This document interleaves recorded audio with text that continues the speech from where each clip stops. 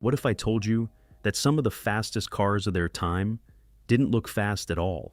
Imagine this, 1959, a time when cars were massive, covered in chrome, with huge fins, designed to impress, not to race. Or at least, that's what everyone thought. Because at first glance, none of these cars look fast. They look built for cruising, not for accelerating. But this is where everything changes. Under the hood, things were going in a completely different direction. Bigger engines, more power, and in some cases, performance that nobody expected from cars like these.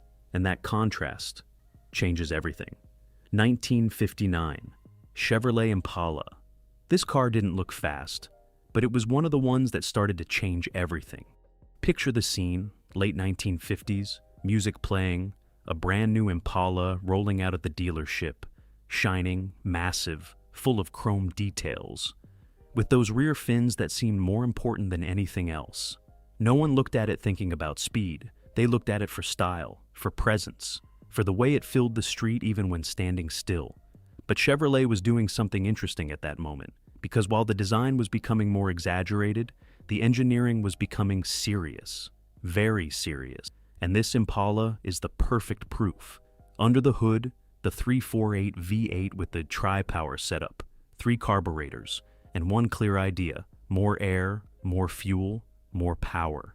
Officially, around 315 horsepower in this configuration, with even higher output in more extreme versions. And in 1959, that was no small number.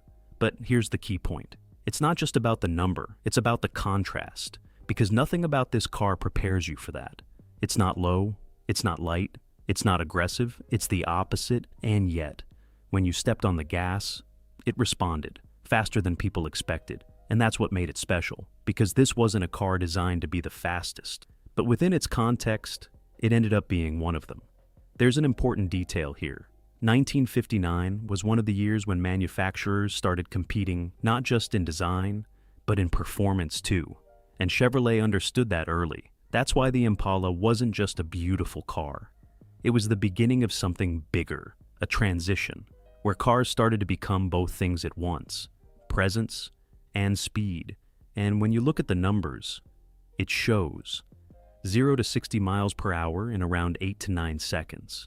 It may not sound impressive today, but back then, for a car this big, it was more than enough to surprise people.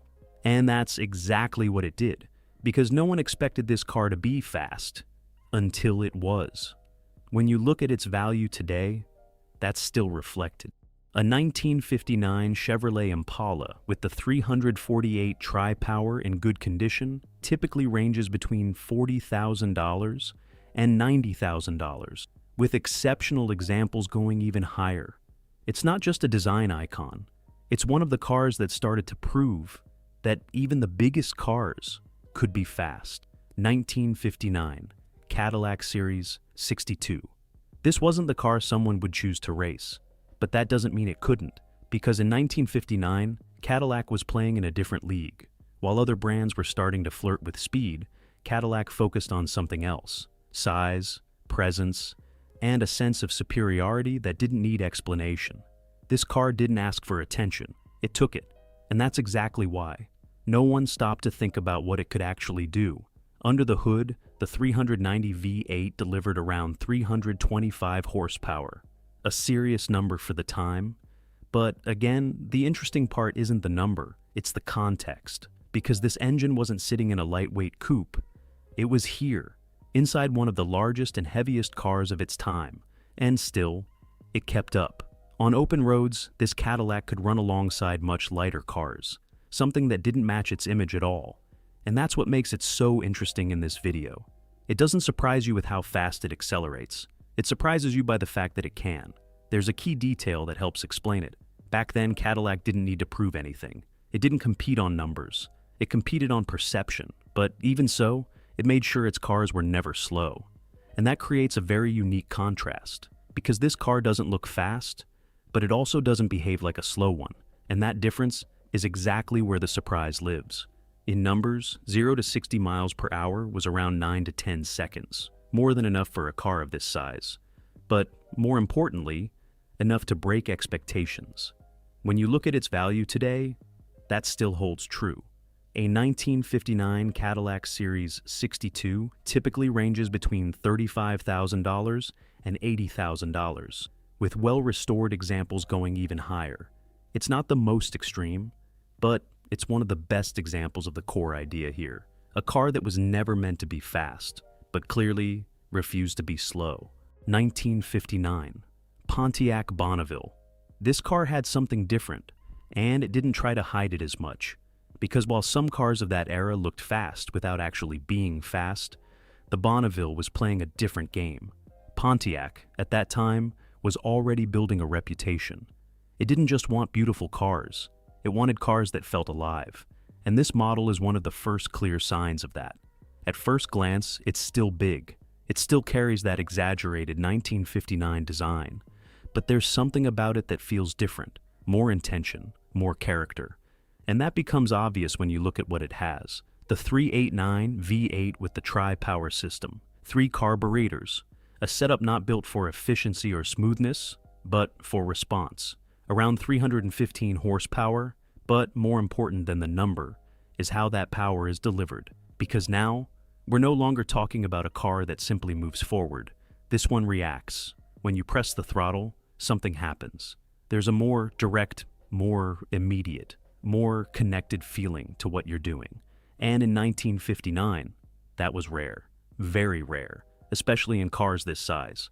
And that's the key point, because this Bonneville starts to break that idea that big cars were only built for comfort. Here, there's already a clear intention to offer something more dynamic, more active, closer to what would later define Pontiac in the years ahead. This wasn't random, it was the beginning of something. And when you look at it from that perspective, everything makes sense. In terms of performance, it could go from 0 to 60 miles per hour in about 8 seconds, placing it among the quickest cars in its segment at the time. And that already starts to change the narrative, because this car doesn't just look more aggressive, it actually is. When you look at its value today, that still carries weight. A 1959 Pontiac Bonneville with a tri-power setup typically ranges between $40,000 and $85,000, depending on condition and originality. It's not just another beautiful late 50s car, it's one of the first to show that something was changing. And now I want to know something out of the ones we've seen so far. Which one surprises you more, the Impala for being unexpected, or this Bonneville that already shows a more aggressive side? I'll read you in the comments. 1959, DeSoto Fireflite. This car rarely shows up in conversations like this. And that's exactly why it's even more surprising. Because when people think about fast late 50s cars, they think Chevrolet, Pontiac, Chrysler, but almost no one thinks about DeSoto. And that's a mistake, because the Fireflite wasn't just another model, it was the brand's most ambitious one. Big, flashy, built around that wild 1959 design language, but still with its own identity. Those rear fins, that heavily detailed front end, everything seemed to compete for attention. But what really matters isn't just how it looks, it's what it hides. Under the hood, a 361 cubic inch V8 producing around 305 horsepower, not the highest number on the list. But again, context is everything, because this car didn't have the same reputation or the same expectations. And yet, it was right there, capable of moving with a confidence that didn't match its image. And that's what makes it different, because the Fireflite doesn't impress by direct comparison. It impresses because it shouldn't even be in this conversation, but it is. There's an important detail that makes it even more interesting. 1959 was one of the last meaningful years for DeSoto. Shortly after, the brand disappeared completely, and that turns this car into something more than just a fast model. It becomes a closing chapter, a final attempt to stay relevant in a market that was already changing. And you can feel that when you analyze it today. It's not just powerful, it represents a moment that didn't last. In terms of performance, it could reach 0 to 60 miles per hour in around 9 seconds, placing it very close to more famous competitors. And that's the surprise, because it shouldn't be that close, but it is. When you look at its value today, that's reflected too. A 1959 DeSoto Fireflite typically ranges between $25,000 and $60,000, with well-preserved examples going higher. 1959, Ford Galaxy. This car actually looked fast, but not exactly for the right reasons, because the Galaxy had presence, but not the exaggerated, almost theatrical presence of other 1959 cars. Its design was cleaner, more restrained, less focused on grabbing attention, and more on being a complete car. And that changes everything from the start. It doesn't look like a decorative land yacht. It looks serious, more direct. At that moment, Ford was in an interesting position. It needed to compete, not just in design, but in performance too. And the Galaxy was one of the ways to do it, not through excess, but through balance. And that shows in what it offered. The 352 V8 was already a solid base. But when you stepped into higher configurations, like the 390, the car started to feel different, more awake, more willing. Not in the aggressive way of a Pontiac, not in the smooth luxury of a Cadillac, but somewhere in between, more usable. And that's what makes it interesting in this video, because this isn't a car that surprises through extreme contrast. It surprises through consistency. Everything about it suggests it should perform well, and it does. But what people didn't expect is just how well. Period tests showed that a properly equipped Galaxy could go from 0 to 60 miles per hour in around 8 seconds, putting it right next to cars that were supposedly more performance-focused. And that puts it in a very interesting place, because it's not the flashiest, but it definitely doesn't fall behind. There's an important detail here. Ford was starting to build a foundation that would later appear in much more performance-oriented models, and cars like this Galaxy were part of that process. They weren't extreme, but they opened the door. When you look at its value today, that's reflected as well. A 1959 Ford Galaxy in good condition typically ranges between $30,000 and $70,000, depending on engine and condition. 1959 Buick Invicta. This car didn't seem like part of the conversation, but it was, and more than most people would expect, because the Invicta lived in a very specific place in the market. It didn't have the spotlight of Cadillac, it didn't have the aggression of Pontiac, and it didn't have the fame of Chevrolet. It sat right in the middle, and that made a lot of people overlook it. But that's exactly where the surprise begins, because Buick in those years had a very particular way of doing things. It wasn't trying to stand out with extreme numbers, or with an obviously sporty image. It was chasing balance, but that balance hides more than it seems. Under the hood, the 401 cubic inch V8 started to make the difference. It wasn't just a big engine, it was an efficient one for its size, with a response that felt much more alive than you'd expect from a car like this. And that became clear, especially in moments where other cars started to fall behind. The Invicta didn't need attention, but when you pushed it, it responded. And that's where the contrast lives, because this car doesn't build its surprise through appearance. It builds it through expectation. No one expects anything from it, and that's why it surprises more. There's an interesting detail here. Buick was one of the brands that focused the most on refining the driving experience without losing real capability. It didn't want nervous cars. It wanted cars that worked well all the time. And the Invicta is exactly that. It doesn't stand out in just one area. But when you look at the whole picture, it starts to make perfect sense. In terms of performance, it could go from 0 to 60 miles per hour in about 8 to 9 seconds, placing it right in a very competitive zone for its class. Enough to surprise without needing to exaggerate. When you look at its value today, that balance is still reflected. A 1959 Buick Invicta typically ranges between $25,000 and $60,000, depending on condition and originality. And now I want to know something. Does this kind of more balanced car feel more interesting to you? Or do you prefer the ones that clearly show from the start that they want to be fast? I'll read you in the comments. 1959 Oldsmobile Super 88. This car didn't need to prove anything, because it had already been doing it for years. By the late 1950s, Oldsmobile wasn't just another brand. It had built a very clear reputation. Cars that weren't just comfortable, they could actually move, and the Super 88 was one of its best examples. At first glance, it fits perfectly into the 1959 aesthetic. Big, chrome-heavy, long proportions. but there's something about it that feels different, less exaggerated, more focused, almost like the design is serving something deeper. And that makes sense, because Oldsmobile was one of the first brands to take performance seriously in this type of car. Not in an extreme way, but in a consistent one. And you can see that in what it carries. The 394 V8, around 315 horsepower. But more important than the number is the philosophy behind it. This engine wasn't built for one big moment. It was built to deliver usable performance. This car wasn't meant to impress once. It was meant to work well, all the time. And that puts it in a very interesting place on this list. Because while some cars surprise by what they hide, this one surprises by how well everything comes together. There's no drama, no excess, but also no weakness. And in a car this size, that wasn't common. There's a detail many people overlook. Oldsmobile helped lay the foundation for much of what would later become American performance culture. Cars like the Super 88 helped establish a simple idea. A big car could still be capable. And that shows in the numbers, 0 to 60 miles per hour in around 8 seconds, placing it right alongside the best in its category, without drawing attention, but without falling behind. When you look at its value today, that consistency still holds.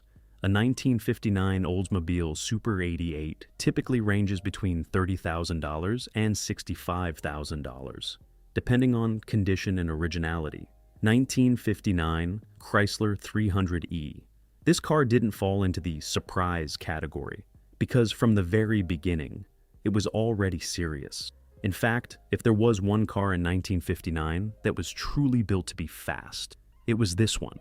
The 300 wasn't just another model in the market, it was part of a very specific line, almost exclusive, where Chrysler was experimenting with something different, big cars. Yes, but with a clear performance intention. And that changes everything, because unlike other models that ended up being fast almost by accident, this one was designed for it. The lines are still elegant, but more restrained, less exaggerated than other cars of the same year. There's less visual excess here, and more focus, more purpose, and you can feel that even before knowing what's under the hood. Because under it, the 413 V8, one of the most serious engines of the era, around 380 horsepower, with a setup that left no doubt about what this car was meant to do. This wasn't just power, it was intention. This car didn't need to hide anything. When it accelerated, you felt it. And compared to other 1959 models, the difference was clear, faster, more direct, more aligned with real performance. And that's its role in this video, because the 300E breaks the pattern. While all the others play with the contrast between appearance and reality, this one simply delivers what it promises. There's an important detail here. The Chrysler Letter Series cars were known for something very specific. Without massive marketing, without mainstream attention, they became some of the fastest cars in the world at the time. And the 300E is part of that story. In terms of performance, it could go from 0 to 60 miles per hour in about 7 seconds, putting it clearly ahead of many other cars of its era. And that's no longer a surprise. That's dominance. When you look at its value today, that reputation still holds. A 1959 Chrysler 300E typically ranges between $70,000 and $150,000, depending on condition and originality. 1959 Mercury Park Lane. This car didn't look like it belonged in this conversation, and yet it absolutely did, because the Park Lane wasn't trying to get attention. It didn't have Cadillac's spotlight. It didn't have Pontiac's aggression. It didn't have Chrysler's performance identity. It was something else, more reserved, more elegant, almost quiet in its approach. And that's exactly what makes it interesting, because when you look at it, the first thing you notice is balance. Large proportions, yes, but better integrated. Cleaner lines, less exaggerated than other 59 cars. Almost like Mercury deliberately chose to go against the trend. And that changes the perception immediately. It doesn't look fast, it doesn't even try to.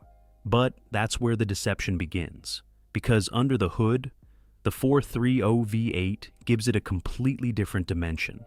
It wasn't the most talked about engine of the time, but it was one of the most capable in its segment. And that translated into something very specific. This wasn't a car that needed to shine in one moment. It worked well in all of them, especially on the highway, where its size stopped being a disadvantage and started working in its favor. More stable, more planted, more consistent than its image suggests. And that's where the contrast lies, because this isn't a car that surprises through aggression. It surprises through coherence. Everything about it says, this is quiet luxury. But in reality, it doesn't fall behind. There's an interesting detail here. Mercury at that time was trying to position itself as a more refined alternative within Ford's lineup. It didn't want to be the cheapest, and it didn't want to be the most extreme. It wanted to be the most balanced, and the Park Lane is exactly that. When you look at the numbers, it confirms it. 0 to 60 miles per hour in about 8 to 9 seconds, placing it right alongside more recognized competitors, without making noise, but always being there. When you look at its value today, that same logic still applies. A 1959 Mercury Park Lane typically ranges between $25,000 and $55,000, depending on condition and preservation. 1959 Dodge Coronet. D500. This car actually looked fast, and even so, it was still underestimated, because the Coronet D500 didn't have the reputation of a Chrysler 300, nor the visual impact of a Cadillac, nor the popularity of an Impala, and that placed it in a very specific position. The kind of car people didn't look at twice, but Dodge, at that moment, was already thinking differently. It didn't just want big cars, it wanted cars that actually performed. And the D500 was exactly that, a more serious version, more focused, more intentional. From the outside, it's still a 1959 car, big, full of chrome, with presence, but there's something about it that feels more contained, more mechanical, less decorative, almost like it was built for something else. And when you look at what it carries, that becomes clear. The 361 V8 and D500 configuration, with specific upgrades that pushed it to a higher level within the lineup.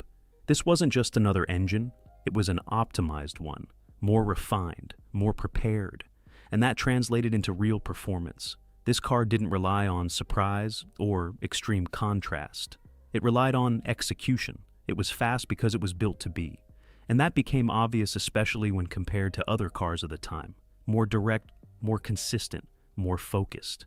And that's its place in this video, because the Coronet doesn't deceive, it simply doesn't get the attention it deserves. There's an important detail here. These D500 versions were Dodge's way of stepping into the performance world, before muscle cars existed as we know them. And cars like this were the beginning. In terms of performance, it could go from 0 to 60 miles per hour in around 8 seconds, putting it very close to the best in its category. Without exaggeration, but without falling behind. When you look at its value today, that same balance is reflected. A 1959 Dodge Coronet D500 typically ranges between $30,000 and $70,000, depending on condition and originality. And when you put all these cars together, something interesting starts to happen. What at first looked like just a list of big heavy cars turns into something completely different. Because 1959 wasn't just a year of exaggerated design, it was a moment where something was changing. And now I want to know something. Out of all the cars you've seen in this video, which one surprised you the most? Which one would you never expect to be that fast? I'll read you in the comments. And if you like this kind of car that completely breaks expectations, you need to watch the next video, The Fastest Cars of 1958, because that's where everything started to take shape. And when you see it, you'll understand why that year was so important.